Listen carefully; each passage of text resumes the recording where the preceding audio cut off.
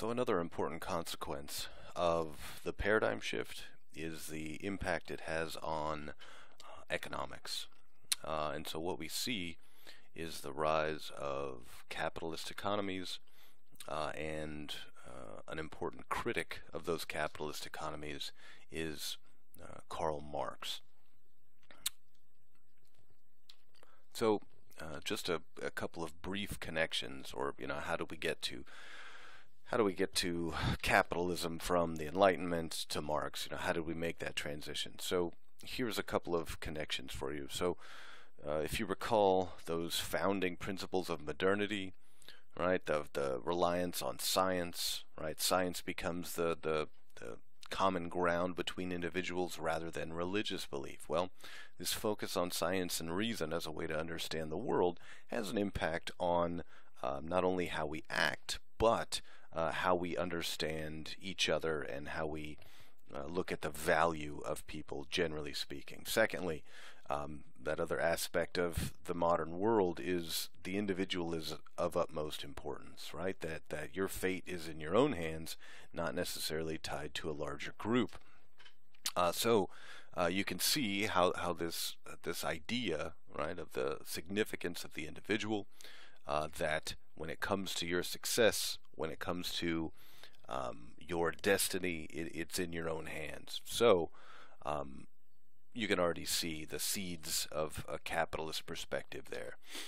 So when we think about capitalism, what are we talking about? Here are just some very briefly stated components of capitalism or capitalist economies. Now, this is not an exhaustive list necessarily, and it doesn't include many of the intricacies that come with capitalist economies, and we haven't necessarily seen a pure form of capitalist economies.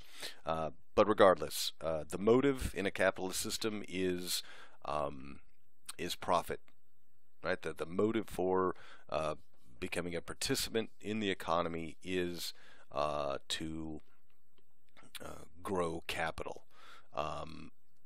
That growth and invention is driven by the competition between individual makers, companies, what have you.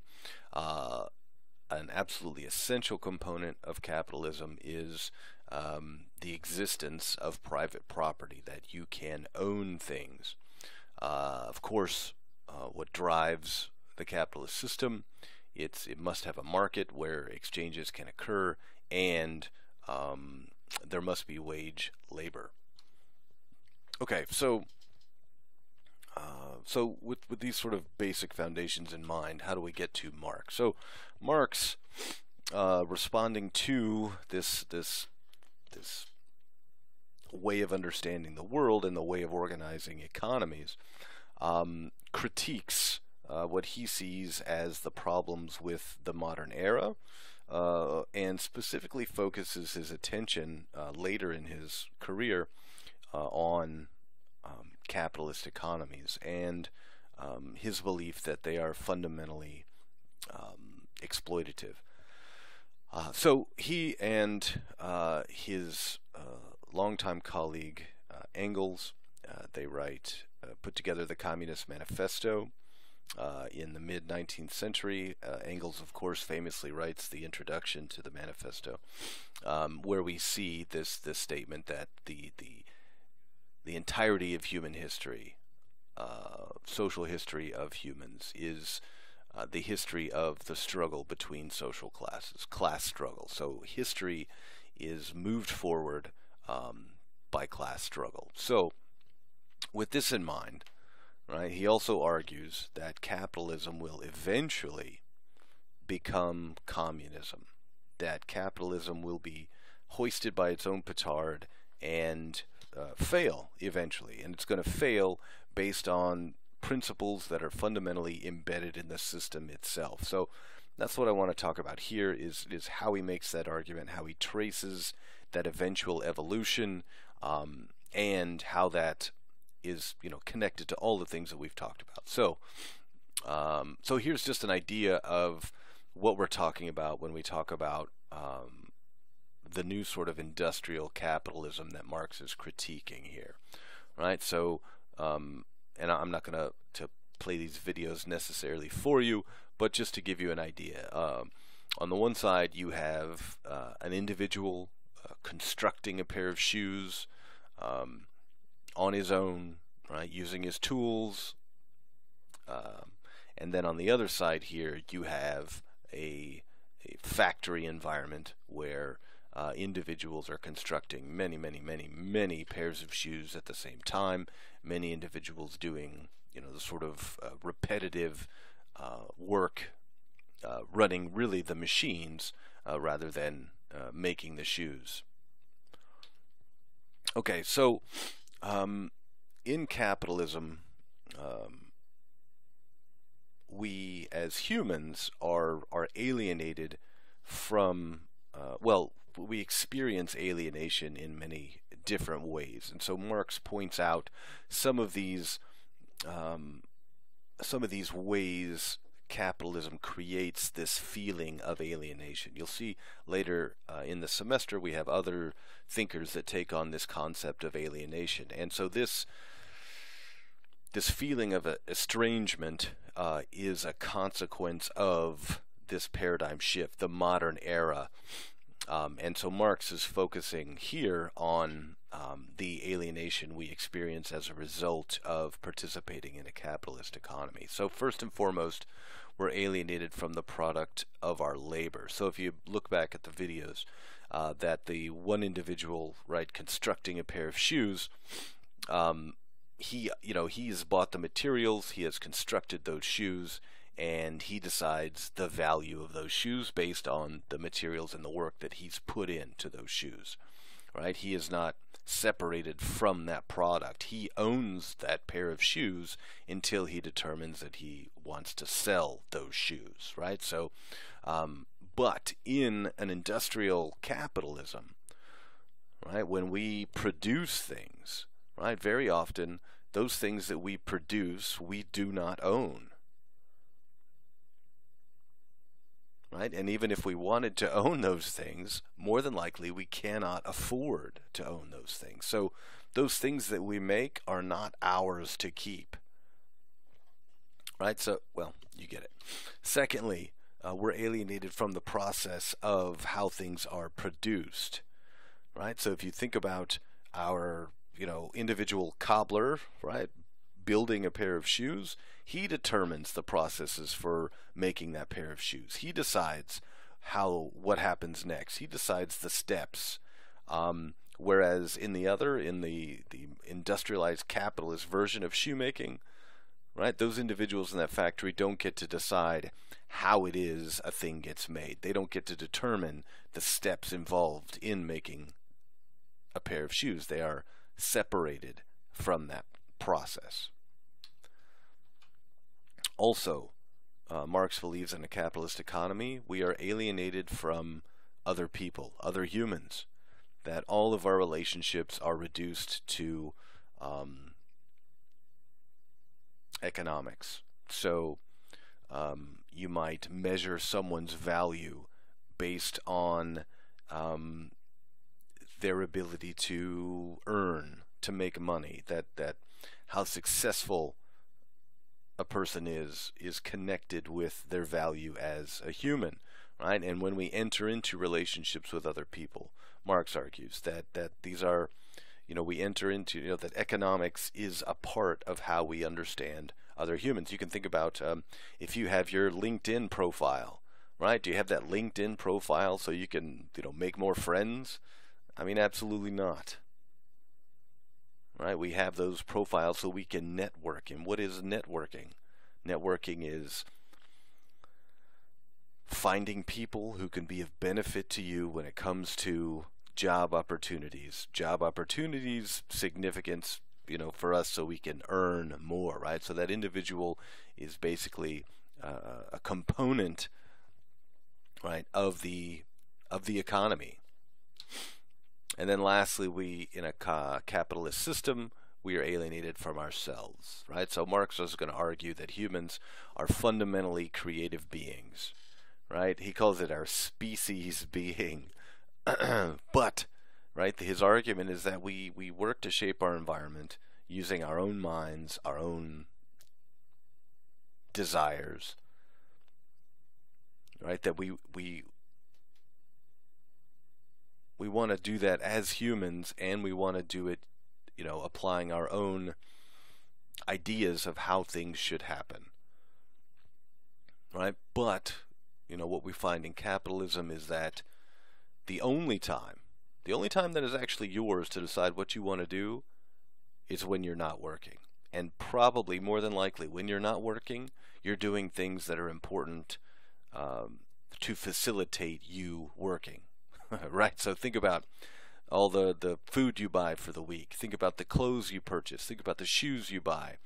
Think about the people that you hang out with on the weekends, right? How connected are those things to your work?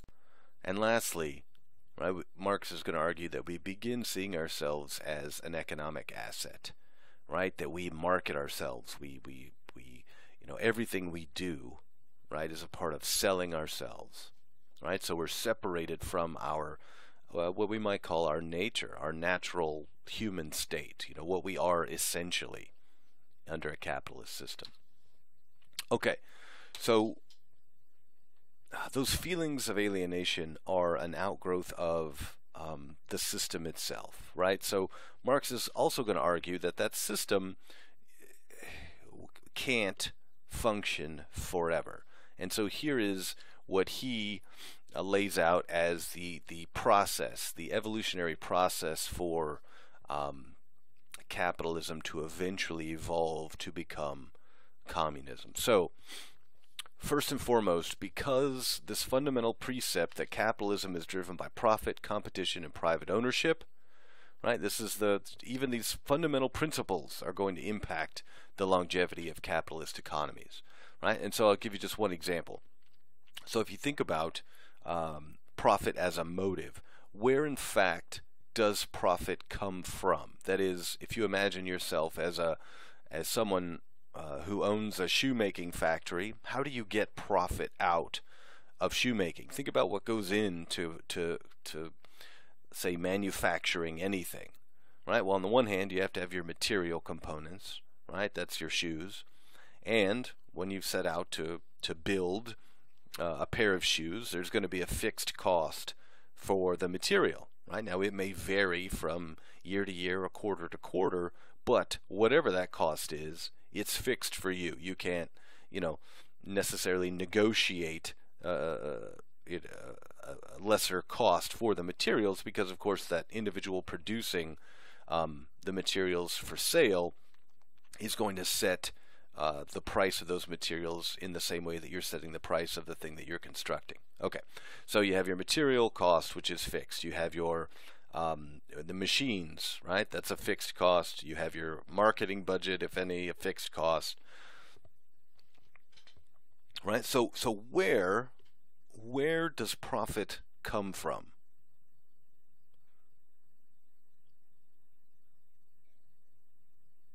The only place, right? And what Marx argues, the place where profit has come from, or profit comes from, is from paying labor, paying people who work less than the value of their work. And this is a fundamental component of a capitalist economy, right? And this is why he argues that it's built on exploitation, right? So if you think about it, and if you think about where can we get profit out, right? You have to sell a thing for more than you spent to make it, correct?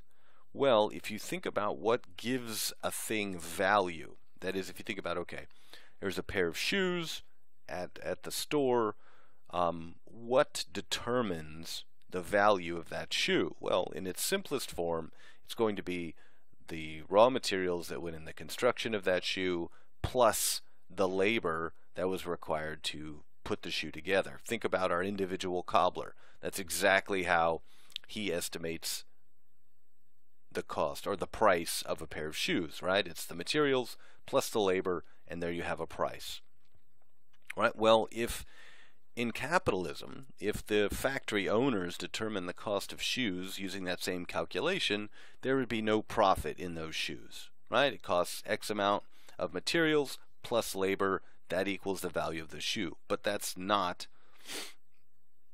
how they determine the price of the shoe, right? The only way they can get profit out of that pair of shoes at the factory level, right, is to pay the worker less than they're worth. Again, fundamental component of capitalism.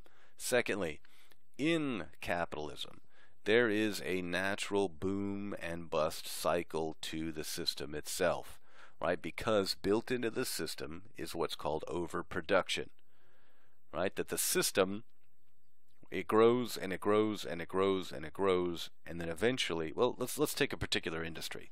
Let's talk about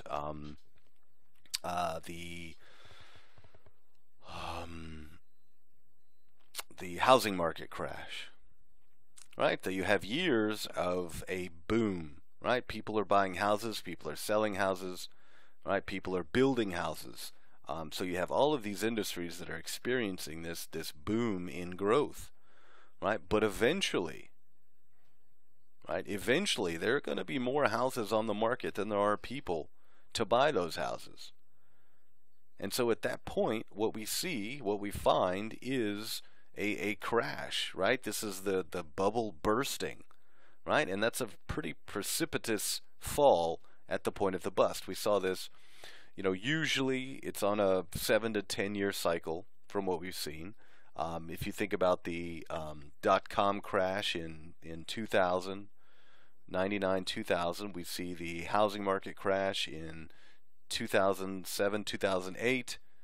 And so, and this is how capitalist economies function, because with the dot-com crash, right, these manufacturers of computers, these manufacturers of software, right, they were growing. Everybody wanted a computer, but eventually everybody has one, right? And so you have warehouses full of Dell laptops. Well, what happens at that point, right? That's the bust. And who suffers the loss when those bubbles burst? And Marx is going to argue that it is specifically the workers, right? If you look at any industry and you say, what is your greatest expense in making laptop computers, right? The greatest expense is going to be labor, right? So if you want to maintain, right, that profit margin for the business itself, right, who is impacted? It's the workers, right? And so what is it like to be someone, a worker, who knows that at any point they could be laid off, their hours could be cut, right? And again, keep in mind, this is due to no fault of the workers, him or herself, right? We're not talking about the guy who comes in late every day, leaves early every day, used up all vacation. I mean, we're talking about your best employee here, right? Even that employee is at risk for layoffs when the bubble bursts, right? And so what does this do to an individual, a worker, say someone in the construction industry in 2008? Right. Well, of course, it leads to put it mildly, it leads to stress and anxiety, right? Because those paychecks, those are the things that feed you, feed your family, etc., etc. So knowing that at any moment, right, there could be an economic downturn, to put it politely, right, leads to concern, stress, right? Marx also argues that eventually, in a capitalist system, that the government, right, those in political power, simply become, he calls them the lackeys of the ruling class. But basically, the people in government are no different than the elites in society, right? So those people running the government, making the rules, right, are indistinguishable from the wealthy, right? And I just, an example there, I think they said it was the current president's cabinet officials. They were the richest cabinet officials in history. Also, if you're interested in pursuing this further, there's a really interesting bit of research done 5 or so years ago on testing theories, called Testing Theories of American Politics, and these researchers looked at the likelihood of a particular change in law based on who was supporting that particular bit of legislation. So say the difference between, how often legislation was passed when it was approved of by the elites, and how often legislation was passed if the elites didn't want it, but say the middle class did. That, and well, where this is going, right? That overwhelmingly, if the elites want it to happen, it happens, and if they don't, it doesn't. Marx also argued that wealth distribution grows more and more unequal in a capitalist system. Right? That we get fewer and fewer people with more and more money, and then at the bottom we have more and more people with less and less of the wealth. Right? So you get this growing disparity between the super wealthy and those who have nothing. Marx also argues that eventually there will be communication across the globe, and that everyone would be provided some basic level of education. Right? That for capitalism to continue to grow and to spread, it's going to need those two things. Right? But it's those two things that also leads to those, what he calls the proletariat, right, those workers, to realize that they are oppressed. And not just, it's that communication that, it's not just someone in the, in Bryan, Texas, who realizes that capitalist system is exploitative, right? But they're able to talk to someone across the globe and say, wait a minute, they're experiencing the same situation that I am here. This is not unique or special.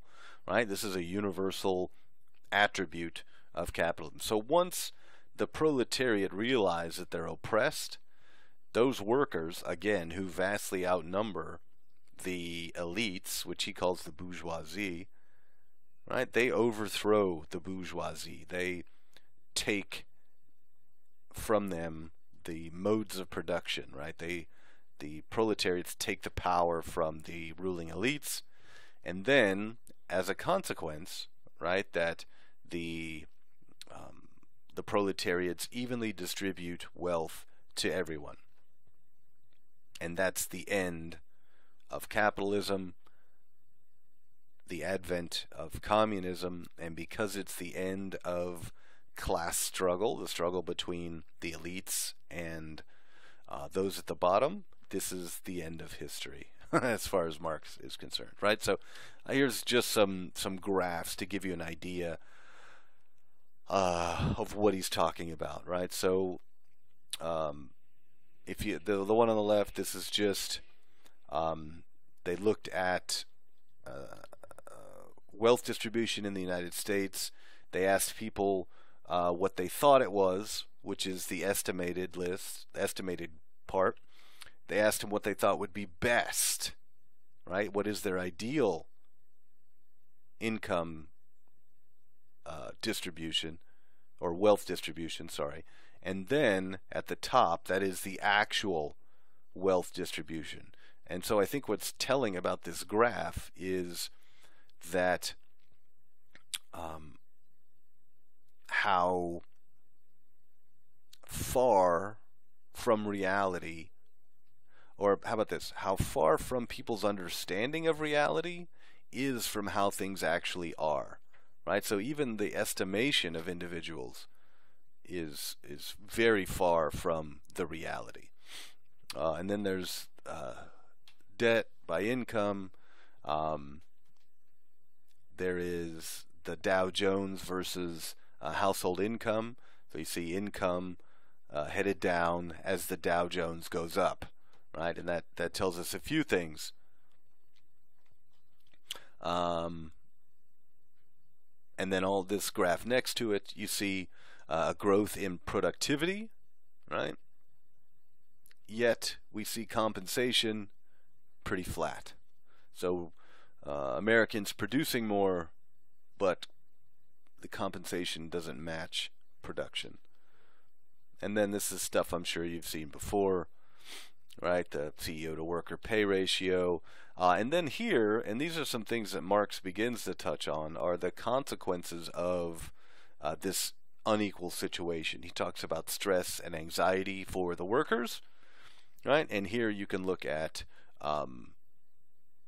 depression among adults in the U.S., right? And then on the right, it takes the global look of the use of antidepressants, and you see the United States doing really well in terms of antidepressant consumption, right? And then the more unequal a society is, right, the lower the life expectancy, the higher infant mortality. And then here you can look at income and life expectancy. That basically on the left, the more money you make, the longer you live. Which is interesting, at least. All right, and so the last thing I want to cover here is, okay, if Marx is right about all of those things, right? If yes, we see depression, we see suicide rates increasing, and we can say it's a result of this inequality in the United States. Why hasn't anything happened? Why haven't we seen that overthrow of the elites that Marx predicts? And here are some possibilities. Now, I won't have time to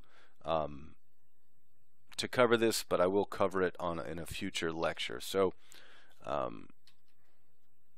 first, right, we have social reproduction. Right, social reproduction is exactly what it sounds like, right? We have a society that reproduces the same inequality over and over again.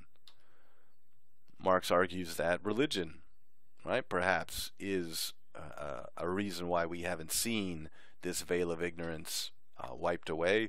Also false needs, and lastly the establishment of debt peonage. So if you look at